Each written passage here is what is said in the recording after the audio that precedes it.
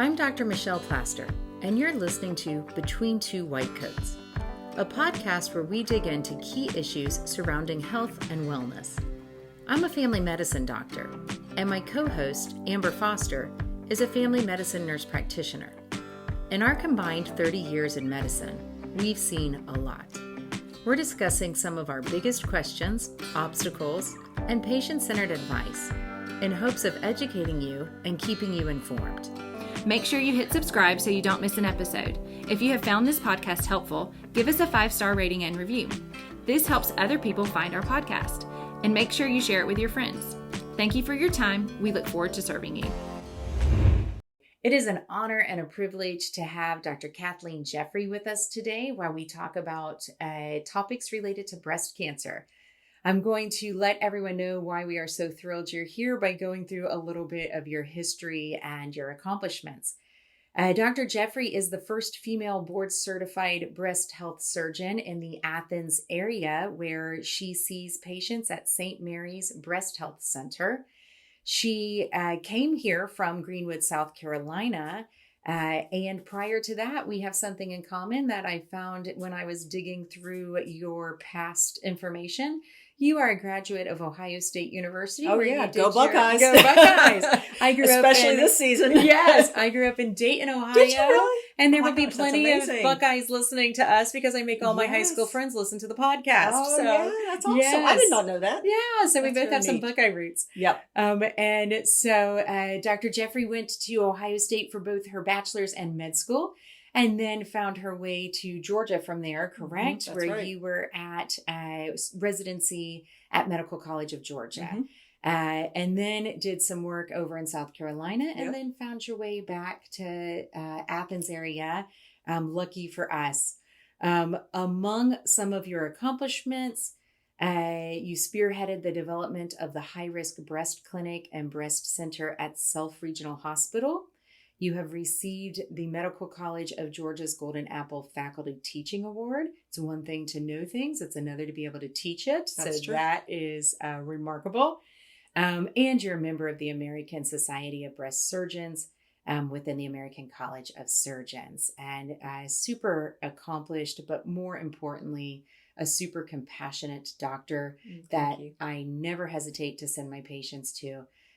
You typically find the people after we are suspicious of something. That's right. Whether we're sending you the patients who have a significant family history and we're just not quite sure what we need to do to make sure that if there is a cancer in the horizon, breast cancer, that we catch it early. Yeah. Or whether you're getting the abnormal mammograms or the lumps and bumps that we are concerned about. It is a huge relief for us to be able to say, this woman's going to treat you like you are her family, and she's going to take good care of you, and you will feel comfortable there. You just saw one of my patients who's an older woman who I can never talk into going to see other about. Yes. I can't talk her into seeing other doctors. She's pretty convinced I should take her gallbladder out. Yeah. Can't you do it, Dr. Plaster? And she was so relieved after meeting you, and that makes it much easier for her to go that next step and get the other things done. So thank you from the bottom of my heart You're for welcome. that. I'm happy to help on those things. It is a calling, I think, to work in field where you see cancer patients and you're helping people through a very stressful time, a very stressful diagnosis. Tell me, what drew you to breast surgery? Well, I think it's personal, probably more than anything. My mother got breast cancer when I was in medical school. And, unfortunately, I didn't know as much as I knew now to help her through the process, but she did die of her disease. My mother-in-law got breast cancer as well when I was in surgery residency. So it really just became a very natural progression for me, and it happened organically. So from the very beginning of when I came out of training, I focused on breast only, and I love it. And I think with something like this, you've got to love what you do, because it is a stressful, emotionally stressful kind of job, but your patients are relying on your compassion, your love of what you do, your confidence in what you're doing. And I think all those things come together. And so, it's very personal, the reason I went to it. And I feel so gratified that I've done it, because I might not have been able to do something for my mother, but I can do something for all these other people. Yeah, that's amazing. Yeah. I love that story. I I feel like when we have this personal calling, you really can meet people in knowing what they're going through because you've loved people who went through exactly the same. That's absolutely true. Tell me, as we talk a little bit about breast cancer screening, breast cancer screening is becoming this more and more difficult from us in the primary care to even know what to tell people. What age do we start screenings, and what kind of screening should people be getting? So help guide us through when to start and what kind of screening should be happening. Well, I think the confusion is natural because you've got so many different organizations within the medical community weighing in on their recommendations, and not all of them are aligned. Mm-hmm. So I think that what I rely on as a surgeon, and I think also the American College of Radiology rely on, so we have our ACR recommendations, we have our American College of Surgeons recommendations, we have our American Society of Breast Surgeons recommendations. Those are all fairly aligned, and that's what I rely on. There are USPTSF guidelines that, I tend to stick with ours. Those are a little bit different.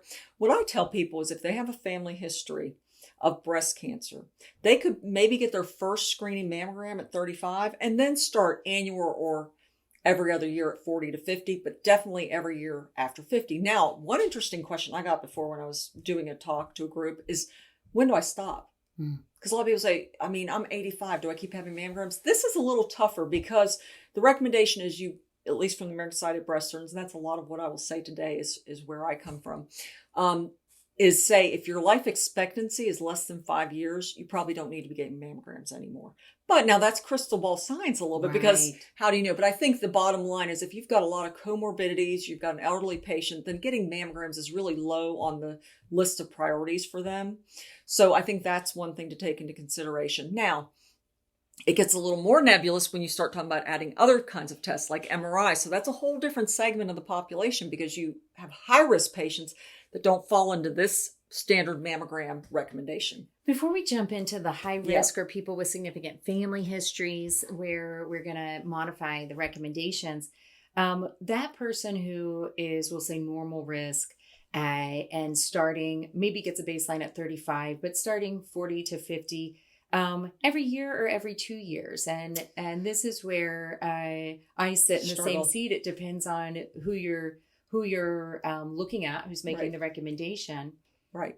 And I think you could not be wrong going every other year or every year between 40 and 50. I think that probably could be guided by the patient and their anxiety levels when it comes to breast things, their history, if they've had previous biopsies themselves, or something that would just make it more comfortable for them to having yearly surveillance. So I think that those things weigh in, and certainly that initial mammogram can help you as well, because based on what that shows, very dense breast or something like that, that may prompt you to then go, oh, well, let's go every year. Got it. Very good. And gold standard screening for breast cancer would be what test? So mammogram. Yeah. For a standard screening mammogram, you want something that's not expensive, is well applied throughout the country, and can be read by most radiologists without difficulty. So that is the gold standard.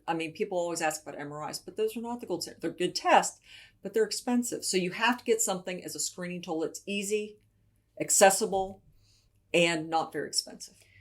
2D, thank goodness, Dr. Flint and I had a great conversation about how much advancement there's been in science, period, especially in the world of cancer. So 3D mammogram wasn't something we talked about years and years back, but 2D mammogram or 3D mammogram? So I would say universally, probably 3D is your answer. Now, there's a trial that's going on that has been looking at 3D as being the standard, the gold standard, and applying that universally. That will not populate, I don't think, for the next couple of years. It's called the TMIS trial. But the nice thing about 3D mammograms, as opposed to 2D, is what would happen is people would get 2D mammograms and then they really couldn't see some things, so they'd call them back for diagnostic studies. The thing about 3D that's kind of eliminated that is there's decreased callbacks. So you get a better visual field. Now, right now, the cost of 3D is sometimes, depending on your insurance, a little bit more, not significant.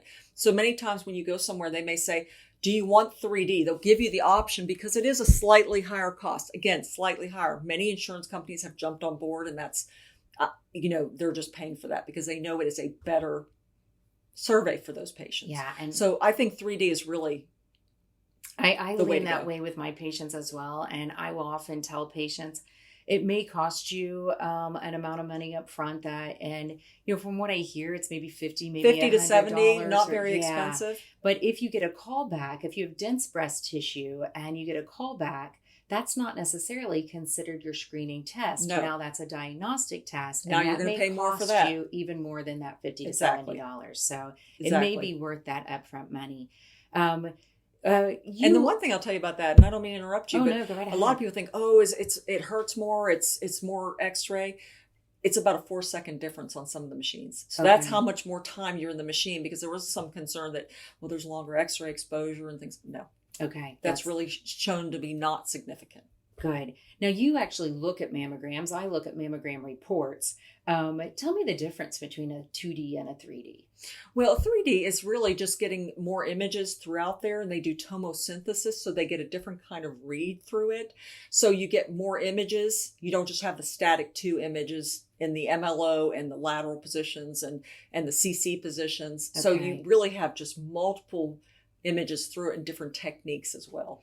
And for those people who have got a call back, you know that what typically will happen is there's an area of suspicion. Mm-hmm. And oftentimes it may just be that they couldn't see it really well, right. Or it hid behind a little dense breast tissue. Right. And so then you come back for the spot compression mammogram where they I like to say to patients, they zoom in on the suspected area so the radiologist can see it better. Yep. And sometimes an ultrasound. And and that callback, in all transparency, my first or second mammogram I ever got, I got the callback. And, I've always told patients, don't worry. People get called back all the time. Yep. Oh, didn't I call my best surgeon friend and ask her to look at the mammogram and tell her if I should go ahead and schedule my double mastectomy right then? And she was like, no, I think... We go to the cliff. Yes, I think you're overreacting. Yes. You just need to go get a spot compression. Yeah. And everything was fine. But then when I was in that patient scenario, I could appreciate how anxiety provoking it is to get the callback. Absolutely. If it's not necessary to get the callback and we can get better pictures. Since that, I went on and did 3Ds every time and I haven't had a callback since. Yeah. It's just that slightly better picture. Yeah. And I think that's breast surgery as a whole. It's a very angst provoking field in breast disease, because the moment someone says, we're not sure, or the radiologist starts looking a little closer, or you're sitting in the office a little longer than you expected, all the minds start to go to the worst case scenario. Yes. It's just a natural thing. So I would agree with you that you kind of have to there's just a shadow perhaps, and we'll see when we get diagnostic that disappeared and dissipated. But you want to have somebody looking that closely to say, we're going to make sure. And if it's, something that they do find, well, thank goodness we found it. Yeah. And that's kind of how you have to frame that, I think, or look at it from a patient perspective. Now, jumping back a little to the screening, what about the patients who have a significant family history? First, how would we define a significant family history? Is that one grandmother or a great aunt? No, there are very clear guidelines. So when I see patients, and you mentioned it when you introduced me, is one of the big things I think is so important why I started back itself was the high-risk breast clinic. Because so many women say, my grandmother had it. What does that mean for me? And they walk around going, do I just live and wait for something to happen or the ball to drop? So we want to have an opportunity for those women to have a place to go to feel like somebody's keeping tabs for me. I don't have to worry about this because they're going to watch it closely. The other thing about high risk is when we can identify those patients, we can kind of get ahead of it. That's the one area where we can be proactive and we can potentially prevent cancer from developing. So what I have done in my office as part of the high-risk screening clinic is I have a handout. Everybody gets it. I don't care if they're there for breast pain, they're there for breast cancer, they're there for a benign lump. They fill out that screening questionnaire, and it's based on the National Comprehensive Cancer Network guidelines. So there is a series of questions that if you respond yes to any of these questions, you are qualified for genetic testing. Now, what are those things? So they take into account certain cancers, and these are the cancers we ask about are the ones that are scientifically documented to be associated with mutations. So not all organ system cancers are well associated with mutations, but there are some. So when we have breast cancers in family relatives, now we say if you have a family relative, first degree relative with breast cancer less than 50, you qualify. You have 3 relatives on the same side of the family with breast cancer, you qualify. Doesn't matter what age. No matter what age. Yep, doesn't matter what age or anything. So 3, first or second degree we look at. So we look at mom, grandmother, aunts, uncles, cousins.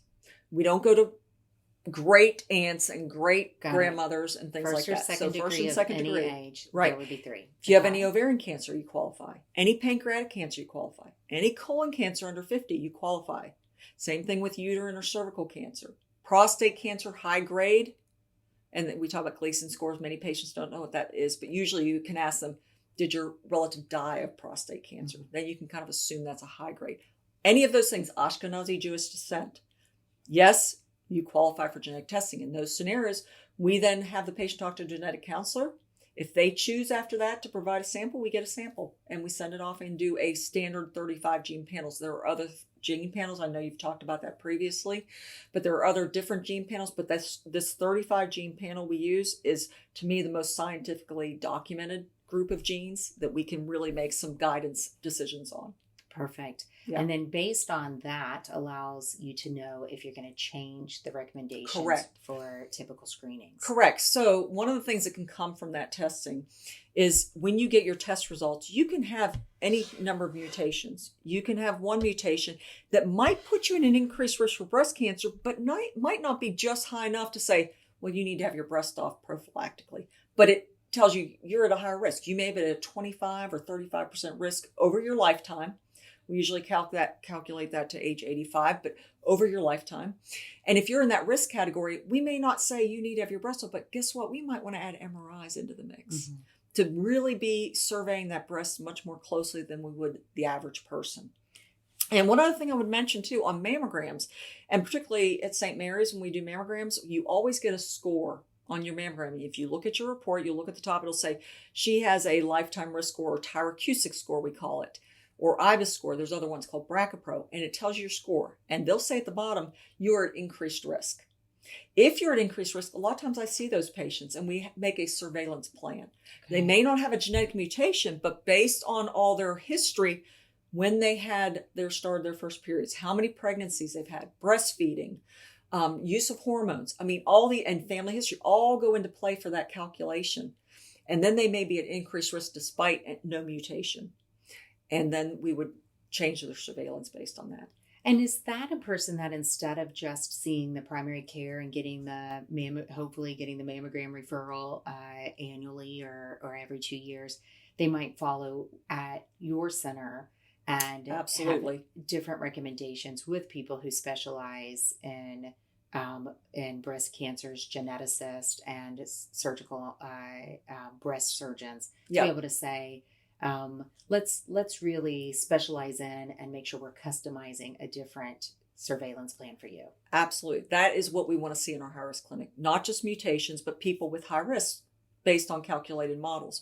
And so we can follow those patients. What I typically will do is do staggered mammograms and MRIs. So what that means is they'll get a yearly mammogram, they'll get a yearly MRI, but they're staggered 6 months apart so that they're getting some surveillance every 6 months.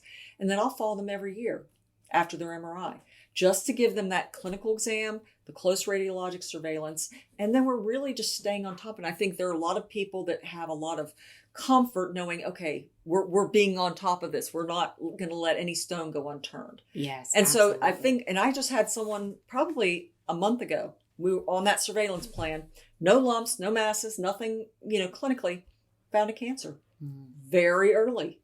And that's the goal. We want to catch them early. And that's right. Now, again, MRI is not for everybody. But when you're identified in that high-risk category, we want to pull those patients out and treat them a little bit differently. Absolutely. That's amazing.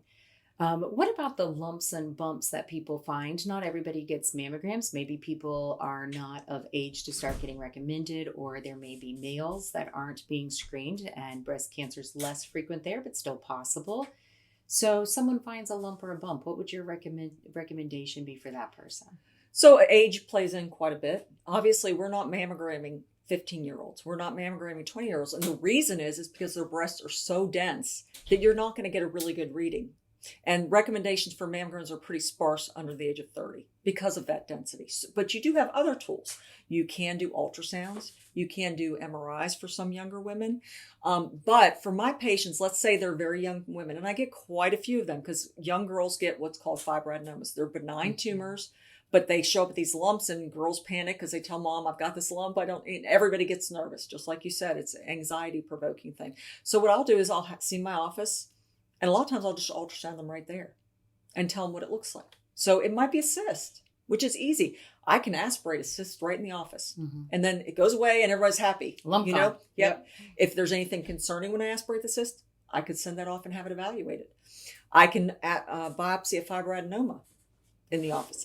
If I don't find something on ultrasound, but we're seeing a lump or something, I might order tests with radiology to make sure we've completely exhausted every possibility. And again, probably on ultrasound. And if there's high risk, we might do an MRI, not typically on a 15-year-old, but certainly that age. Certainly what you see and feel when you see that patient can dictate a lot of things. So if I get a lady, and you know as well as I do, there's a lot of patients that say, I don't like doing mammograms. So they may come in 3 years of no mammograms with a mass. It's clearly a cancer, and I can tell it's a cancer. So what I might do is biopsy it right then, but we're going to get mammograms, ultrasound, everything. We're just going to go straight to diagnostic on that person because they have a mass. And that's the difference. So we talk about screenings and we talk about diagnostics. When you have a clinical condition of your breast, usually you're going to get diagnostic on that patient. You're not going to go to screening first. Screening is for asymptomatic patient. Right. And the diagnostic allows us to really zoom in Correct. on the area of concern and get a better test. And in most cases, they're going to get an ultrasound as well in those cases when it's a palpable mass or nipple discharge or something like that. And for men, we see plenty of men that'll come in, particularly as they get older in life, they'll have gynecomastia. So they'll have lumps. But guess what? Men get breast cancer. And some of them have genetic mutations that they got from their parents. And I've treated men with BRCA1 mutations who have breast tissue. And you believe it or not, men can get mammograms. It's not fun and they don't like the idea, but you can get it. We can do ultrasound on men. So there's lots of things we can do for men as well. But those are all things that kind of go into the mix of things. So if men were to find a breast change that are a lump or bump or even an increase in breast tissue, use the phrase gynecomastia when there's enlarged breast, Right. then that would be something that they could see you for and look for making sure that it's not problematic, Right. and even looking for different solutions if it's something that is causing them issues. Yeah. And, I have a 17-year-old son, and you have a son. And these boys these days, what they're doing now is they're starting these hormones. They all want to be on steroids for when they're in sports. I hear about this all the time. Well, I see all kinds of these young guys that have been on steroids. And guess what? One of the complications is of steroids, breast growth. Yeah. If we told them that at the beginning, maybe they would have taken them, and right? my son one morning said, I think I want to do these. You may know, are they called SARS or there's a name? Not familiar. There's a name for these. Have to look this yeah. up. So there's a name for these hormones that these kids take as supplements. And he said, I said, well, you can do that, but you may get breast. So you choose muscles or breast. And he said, I'm good, Mom. Thanks. Yeah, no, that cut that right out of the picture. Right, absolutely. So if someone gets a abnormal finding on their breast, screening, abnormal finding on a mammogram or something of that sort. And there's a lot of different, I think people all over end up in a lot of different places when they have the abnormal finding. I particularly lean toward sending them your way and to breast surgeons and breast centers, because I just feel like it's under one roof. Right. A lot of people who do this all day, every day, and can really meet someone where they are and help alleviate their concerns and get to the bottom of things in a timely fashion. Right. Which, let me just offer you a thank you on the timely fashion as well, because I don't know if you sleep or get to go home on some days. I take it home with me a lot. Yeah. But I mean, when we find abnormal mammograms, it's a tough place to be especially if it's someone who has increased risk, and that doesn't sit well with them. So nothing makes me more upset than when I call a center and they say, yeah, we'll get that repeat or that spot compression in 4 weeks. Yeah. That doesn't And then you've got 4 weeks of purgatory that you're sitting in. No, that's terrible. Your center is quick to get people in and helps speak to them one-on-one, alleviate their concerns. Join us on our next episode as we continue our discussion of breast cancer with Dr. Jeffrey. We like to leave you on a positive note. Today's Tell Me Something Good is vacations. This year, I'm planning a couple of special trips with some friends of mine. One is to Disneyland in California for my friend's 40th birthday. I actually have a fun trip coming up. Well, I think it's going to be fun. I'm going with middle schoolers to Savannah for a school trip, so that may or may not be such a blast, but I am looking forward to spending time with my daughters. So take some time, think about something fun you can do this year, and go ahead and plan it. Thanks for listening. And until next time, take care of yourself.